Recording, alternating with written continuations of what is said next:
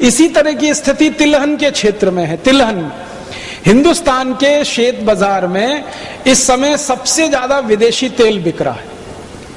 आप सभी जानते हैं कि एक मलेशिया नाम का छोटा सा देश है, उस देश का एक तेल है जिसका नाम है पामोलिन तेल। वो पामोलिन तेल सबसे ज्यादा भारत के बाजार में है, सबसे ज्यादा। 1-2 टन नहीं, लाखों टन में है, करोड़ों टन में है पामोलिन तेल, जो भारत के शेत बाजार में आ गया। अब पामोलिन तेल आके बिकने लगा। अब पामोलिन तेल का भाव भारत में आके पड़ता है 20 से 22 रुपए लीटर, और शेतकरी समाज जो उत्पन्न करके तेल देता है वो है 40 रुपए लीटर। अब भारत का शेतकरी सरसों का तेल करे 40 रुपए लीटर, नारियल का तेल करे 60 रुपए लीटर, तिलहन का तेल पैदा करे 90 रुपए लीटर। तो भारत में 40, 60 और 90 रुपए लीटर के आसपास तेल का भाव है, और विदेशी पाम तेल मिलता है 20 से 22 रुपए लीटर। तो सारे भारतवासी जो तेल बनाने वाले उद्योगपति हैं वो सब पामोलिन तेल धड़ल्ले से लाखों लाखों टन में इंपोर्ट कर रहे हैं, और उस पामोलिन तेल को भेड़सेड़ करके, मिलावट करके आपको बेच रहे हैं। आप बाजार से डिब्बाबंद जितना भी तेल लाके खाते हैं वो सब पाम तेल है। और आपको सुनकर हैरानी होगी, 4-5 साल पहले तक इस देश में ऐसा कानून था कि पाम तेल किसी भी दूसरे तेल में मिला के नहीं बेचा जा सकता। गेट करार और WTO के दबाव में अब कानून ऐसा है कि पाम तेल किसी भी तेल में मिला के बेचा जा सकता है। अब पाम तेल आ गया, वो वेजिटेबल ऑयल के साथ मिला के बेचा जा रहा है। आप बाजार से तेल खरीद के लाते हैं, किसी भी नाम का तेल खरीदो, रिफाइंड तेल के नाम से और डबल रिफाइंड तेल के नाम से बाजार में जितना भी तेल मिल रहा है वो सब पामोलिन तेल है। अब पामोलिन तेल हम खा रहे हैं, शेतकरी समाज खा रहा है। क्यों?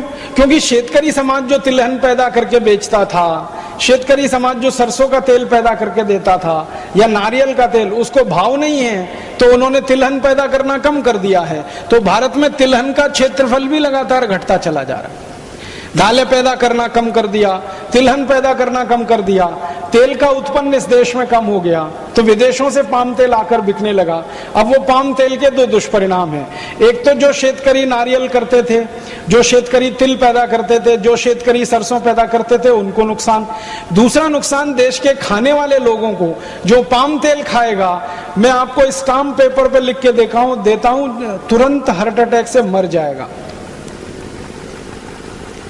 क्योंकि पाम तेल के बारे में सारी दुनिया के जो रिसर्च हुए हैं वो ये बताते हैं, और ये डॉक्टर चौधरी के लिए मैं कहता हूं कि पाम तेल में सबसे ज्यादा ट्रांस फैट्स हैं, सबसे ज्यादा। और ट्रांस फैट्स वो फैट्स हैं जो कभी भी बॉडी में डिसॉल्व नहीं होते, किसी भी टेम्परेचर पर डिसॉल्व नहीं होते।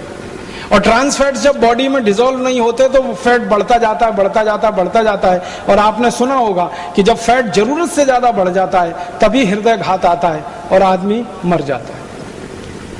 जब फैट जरूरत से ज्यादा बढ़ जाता है तभी ब्रेन हेमरेज होता है और आदमी पैरालिसिस का शिकार हो जाता है।